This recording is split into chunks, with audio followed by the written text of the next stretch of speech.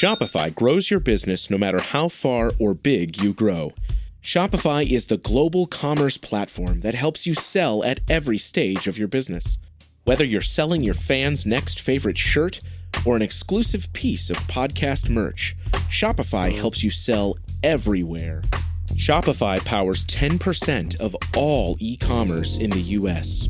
Allbirds, Rothy's, Brooklinen, and millions of other entrepreneurs of every size across 175 countries.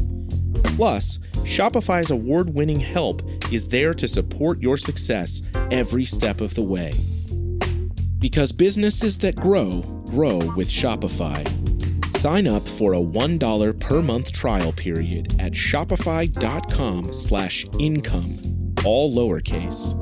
Go to shopify.com/income now to grow your business, no matter what stage you're in. This content may not be suitable for all audiences. Listener discretion advised.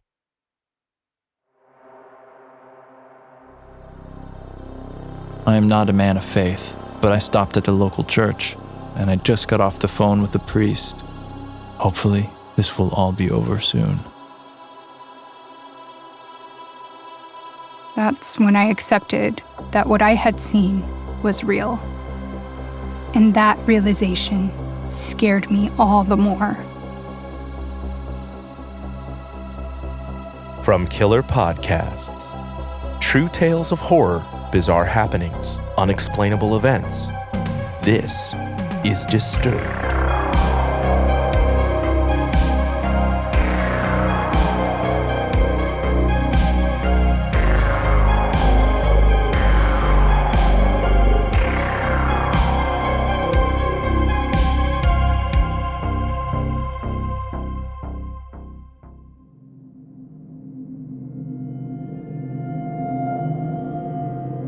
Hello, and welcome back to the show.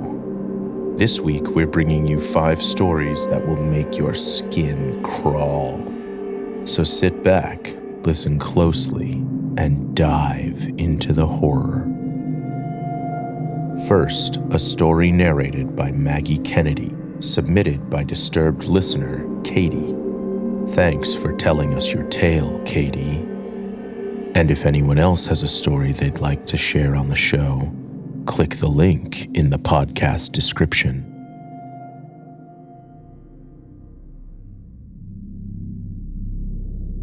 This is my first time recounting this experience in years, since it's one I'd rather forget. This takes place back in 2013. I was 15 at the time. From the years ranging from 2011 to 2015, I was in and out of mental hospitals because I was struggling with depression, mania, and suicidal tendencies. During this time, I was being treated with different medications and therapies to stabilize my chemistry. So in 2013, I landed myself back in the mental hospital on the account of me trying to unalive myself by overdose. During admission, I did the routine I was used to by then. The nurses confiscating all the outside world electronic items, the staff going through the bag you bring with clothes and any entertainment items you may have, like books or puzzle games. The nurses will cut out any strings in your items to ensure you won't strangle or hang yourself in your room. The staff takes many precautions to make sure all patients are safe and nothing could cause harm in the facility.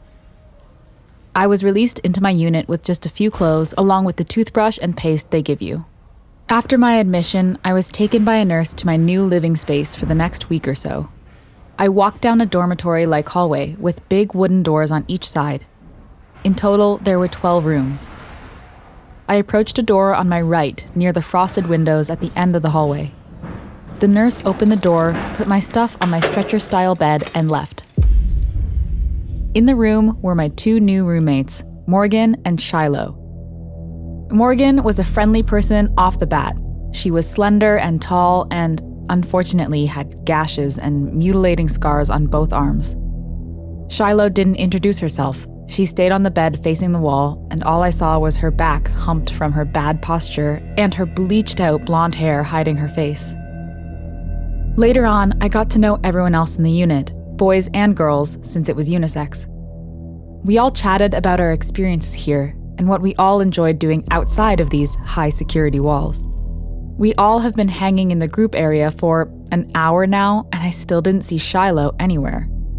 I turned to one of the patients, Cody, and asked, "Hey, has Shiloh ever talked with you guys? What's her deal?" Cody replied, She's better off alone, I think, especially from the rumors I heard of why she's in here." I looked at him with raised eyebrows. What rumors? "I heard she's here because she decapitated her little brother's pet bunny right in front of him." I looked in shock. How horrible if it was true. My roommate Morgan cut in, saying, "I asked the nurses to switch me to a different room for days now. During the night, I can hear her up. I can hear her making noises in the corner of the room and shuffling around her bed. She just gives me the creeps, you know? Her whole aura is giving me something to worry about."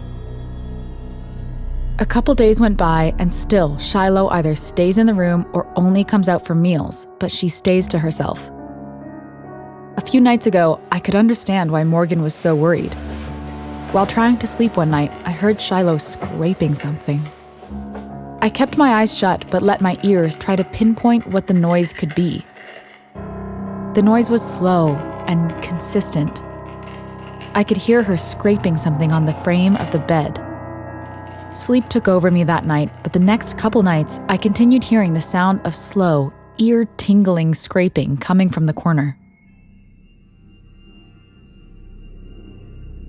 I got news 6 days into being here that my appointment with a social worker is coming up today to see if I'm eligible for release.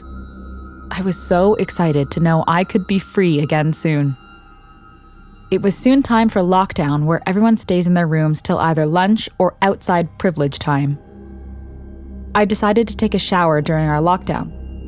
Everyone's rooms consist of 2 to 3 beds, a dresser, and a small bathroom, including a very, very small shower. I took a towel a nurse gave me, along with tiny paper cups with some cheap shampoo and conditioner in them. I looked over to see Morgan asleep on her bed, while Shiloh also appeared to be sleeping. I took all my shower essentials and started the water. I entered the small shower space and closed the curtain, both separating to the room and the one in the shower. I tried to enjoy the semi-lukewarm water on my back while closing my eyes and letting out a calming sigh. Minutes must have gone by, and I must have not heard the curtain moving, separating the room to the bathroom. I was in my own little headspace, trying to unwind, when suddenly my shower curtain was ripped open, revealing a wide-eyed Shiloh. Cold air hit me like a train, and soon I felt Shiloh's hand wrapped around my neck, attempting to constrict my airways. I could only let out a wisp of air. Her hand tightened as I saw her raise her other hand high in the air, holding a small green object.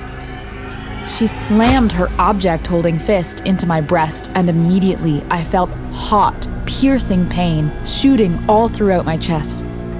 I managed to get a scream out of me, enough noise to get Morgan running to the scene. Shiloh yanked the object I now saw as our toothbrush morph into a shank, with the tip covered in red. Morgan ran and yelled for help, screaming, "She stabbed her! She stabbed her!" Shiloh still has malice in her eyes as she prepares for another blow to my body. Before the shank could pierce me again, a large male nurse comes running in and tackles Shiloh down. They both crash into the sink, and Shiloh's head hits the edge of it. Morgan tossed me a towel, and I wrap myself up as more male nurses come in to take control of the psycho in front of me. My adrenaline runs high as my mind doesn't think of my pain at that moment. Rather, I watch as nurses plunge a needle into Shiloh, and after a few seconds, she's asleep on the floor. The nurses take her and place her in solitary confinement, where she remained the next few days before being transferred out of the unit. Quickly, I was taken to the hospital on the property and treated. My injuries weren't severe, but of course my parents had to be notified of the incident. My parents paid extra fees to release me the next day, and I went home with a story I wish I didn't have to tell. So, Shiloh, wherever you are, let's never meet again.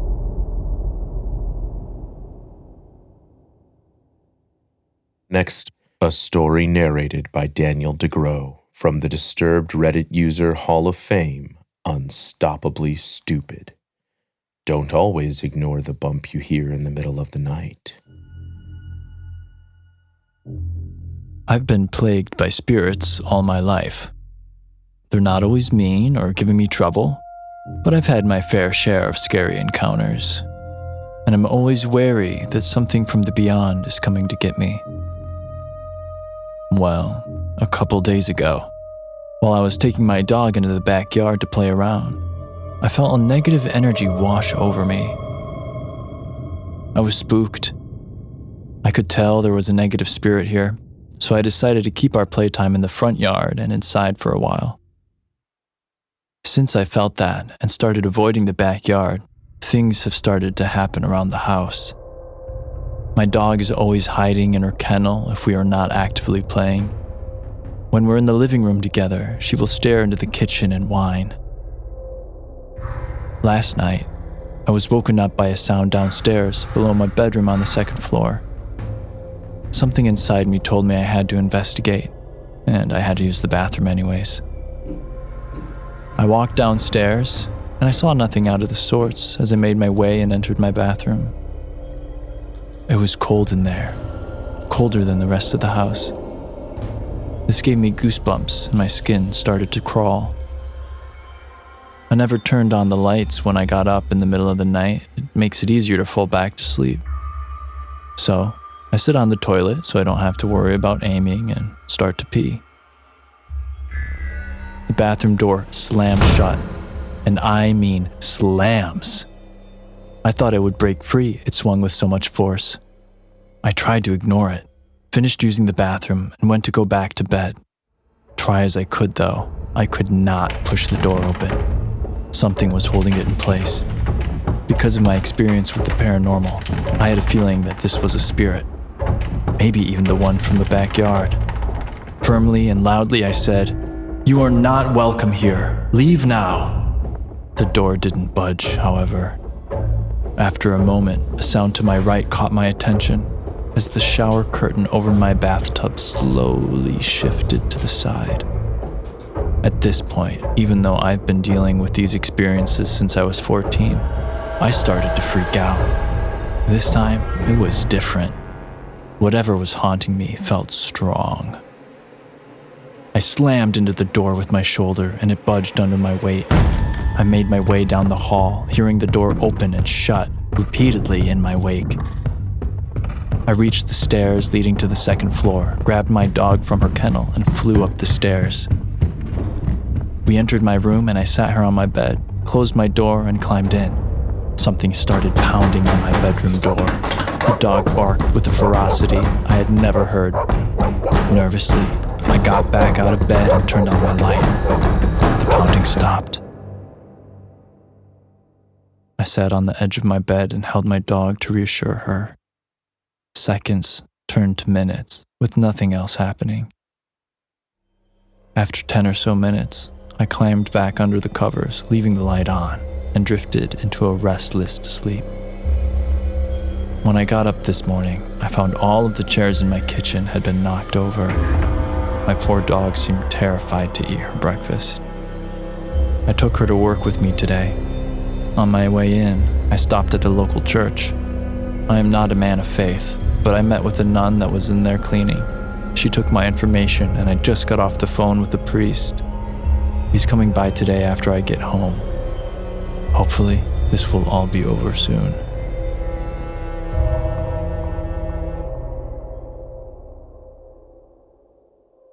Our next story is told by Gregory James. Maybe you're right to not like clowns. This story is bizarre as hell. I still remember it clear as day. It was early May 2005 in my hometown of bumfuck nowhere, Maine. I was 4 years old, walking around the May Day festival with my father. It's a small festival put on every year at the local high school with a bounce house, baked goods, face painting, a couple of vendors here and there, and one lone paramedic in case of emergencies. This year, they had a random clown making balloon animals for all the kids. I asked my father, "Will you get me one?" He looked over at the smiling clown, then down at me. "Why don't you wait here for a moment? Let me just grab some water and then we can go together," he said. I smiled up at him, but being 4 years old and naive, I didn't listen. As soon as my father stepped away, I marched my little legs over to the tall man. He was about 5'11" and scrawny, wearing overalls with paint splatter. On his face, he had a red styrofoam nose, a white base, and a big red smile, with blue grease paint smudged haphazardly around his eyes. He had long, scraggly hair that only came down from the sides of his head, leaving a bald spot on top.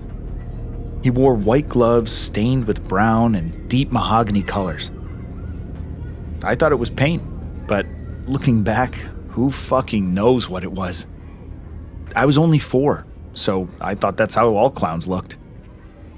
He was making a balloon giraffe for a little boy before me. I shyly watched, mesmerized.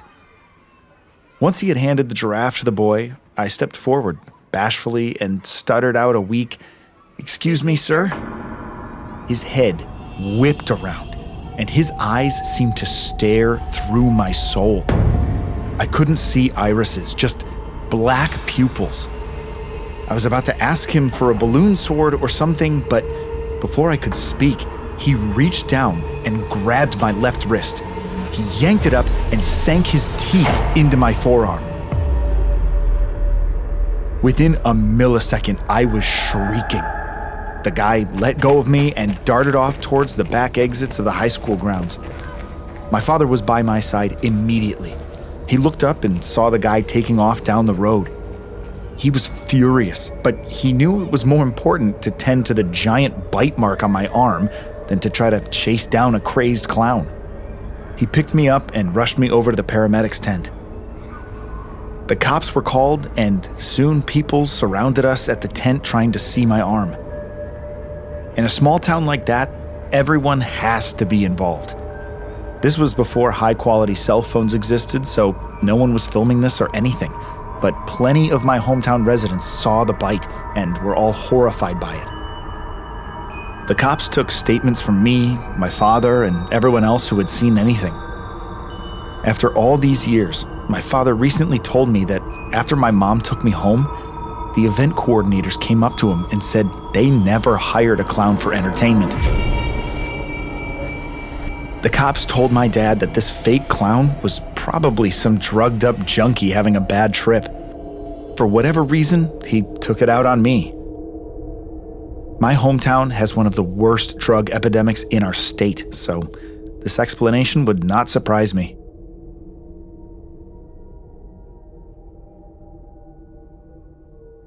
You're listening to Disturbed. We'll be right back. Ever heard of Stoicism? Chances are, if you have, you've heard of Stoicism with a lowercase s and not Stoicism with an uppercase S. Lone wolves, no emotions, antisocial behavior, cold indifference. All that is Stoicism with a lowercase s. Stoicism with an uppercase S is the ancient Greek philosophy and virtue ethics framework that centers on service to the cosmopolis, to include your family, friends, community, and planet, and the development of a good moral character. My name is Tanner Campbell, and I'm the host of Practical Stoicism, a 3 times a week podcast teaching Stoic principles and concepts to anyone interested through the exploration of texts and deep dives into various moral topics. You can find Practical Stoicism where you're already listening to podcasts by searching for Practical Stoicism or by going to stoicismpod.com. I invite you to give it a listen today. You just might like it. History is complicated. The story of human progress is long, messy, and riddled with controversies big and small.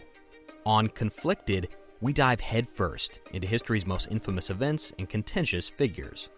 We try and untangle the good from the bad, the fact from the fiction, and the monsters from the misunderstood. Was Genghis Khan a murderous butcher or a civic pioneer? Did the Allied powers go too far in firebombing the German city of Dresden at the twilight of World War II? And how did the Marquis de Sade acquire such a sinister reputation? And was any of it true? These are just a few of the tough questions we wrestle with and investigate on Conflicted. So if you love history or just enjoy a good story, please join me, your host, Zach Cornwell, for a fascinating new topic each and every month. Conflicted, a history podcast, is available on Spotify, Apple, or wherever else you get your podcasts. I hope to see you soon.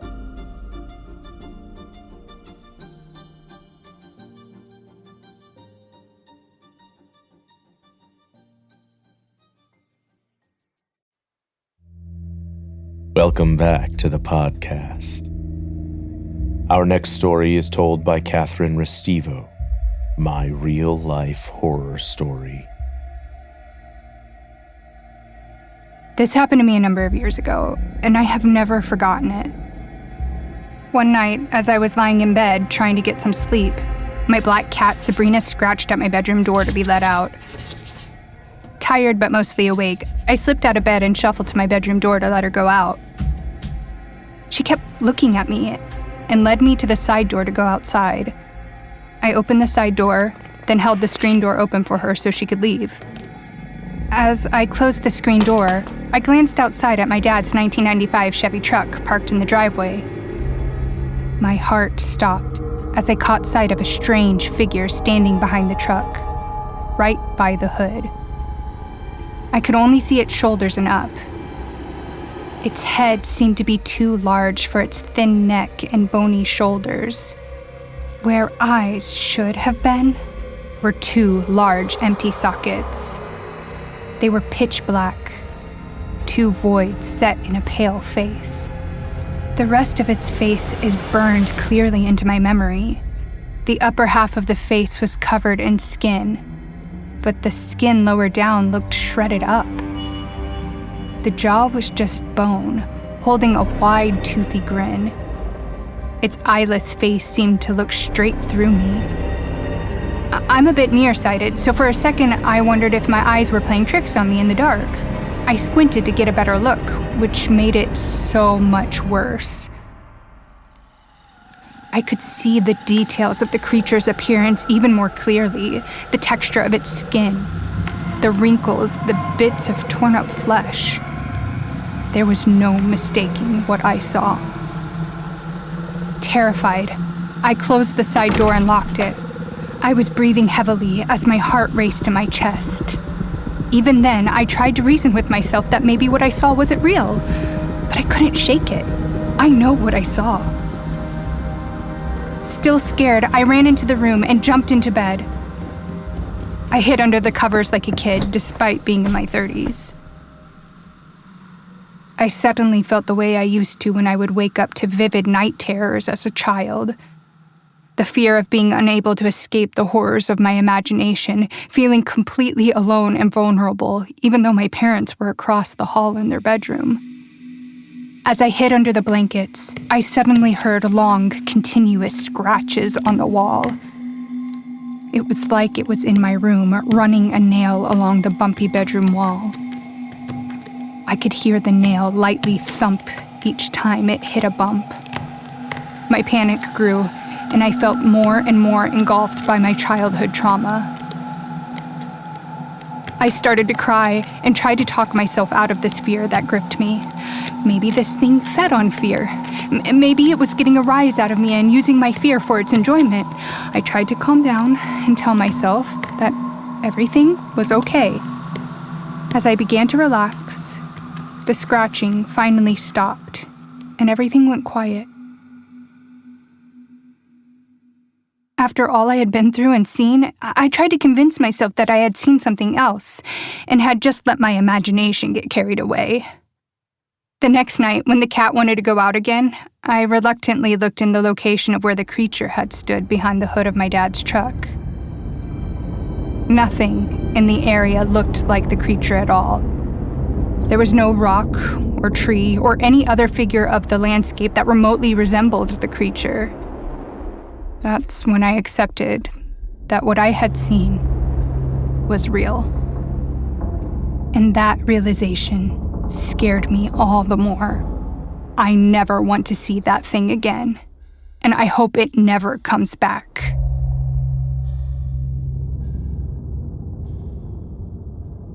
Our final story is narrated by Meghan Barylak from r/Let's Not Meet. I feel like I'm living in a mystery drama show, and being the main character is nowhere near as much fun as people make it sound. I moved country in August of last year to finally join my husband after being separated by COVID travel bans and political happenings. Since I arrived, some increasingly creepy things have been happening. It started small, relative to where we are now. Social media accounts being hacked, mail going missing from the mailbox, the occasional strange sounds outside at night. Since then, it's escalated to a level neither of us could have ever fathomed. Social services receiving anonymous calls about our daughter using my full government name with middle name, which not many people know. Strange phone calls, including maniacal laughter and someone playing animal sounds down the phone, only for the phone number to suddenly not exist when we or the service provider try to look into it. Since December, things have really veered into feeling like an episode of Pretty Little Liars. My husband has showed up to work only to be told that he'd already called to book the day off. My mother-in-law has received bizarre phone calls saying my husband owes someone money for some reason, and even friends who know nothing about the situation have reported strange happenings. The scariest incident so far involved an old man called Shakir.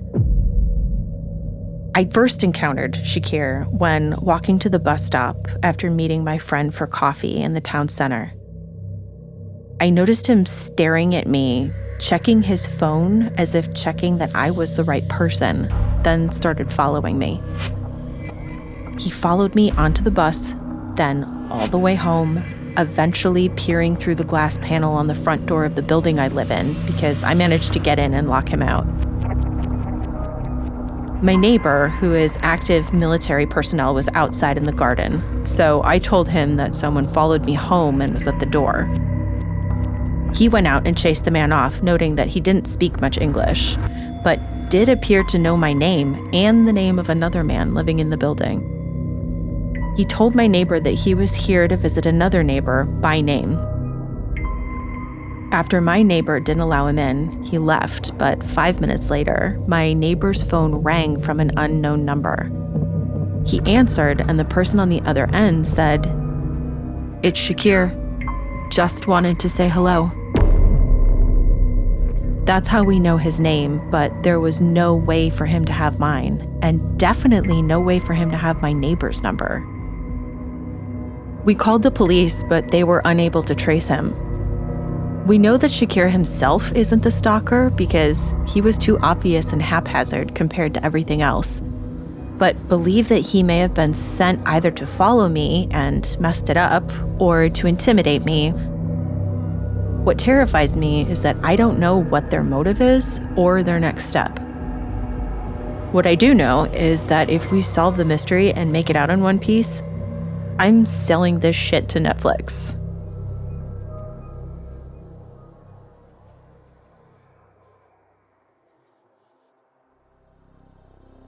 Want more Disturbed?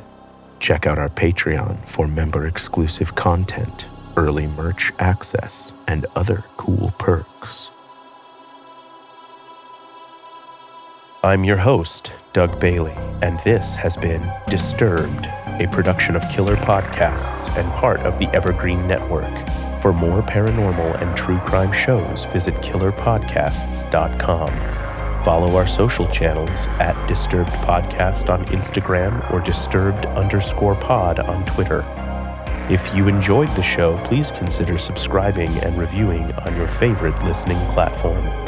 Share your own true horror story at disturbedpodcast.com. Music by Epidemic Sound and by Carl Casey at White Bat Audio.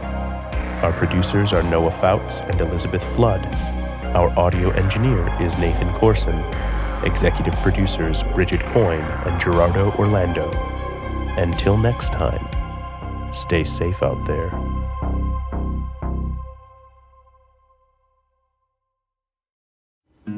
Something is creeping, don't follow it down. Let me introduce you to Barry Clue, an authorised financial advisor from New Zealand and a very special kind of stain on humanity. He was a very knowledgeable young guy. He was a registered financial advisor. Type of guy that was bending over backwards to help you. Now, you could be forgiven for thinking that Barry sounds like a great guy, and you'd be right. Well, right up until the point when you're wrong. It was all fictitious. She stole from my son who has a disability. Chris never knew. He died believing that we're all taken care of. A psychopath is somebody who lacks empathy, acts impulsively. I think there's a strong case that Barry might be all of those things, actually. To find out how Barry Clue stole over $15 million from 81 victims, subscribe to Clueless, The Long Con. That's Clueless, spelt Klooghless.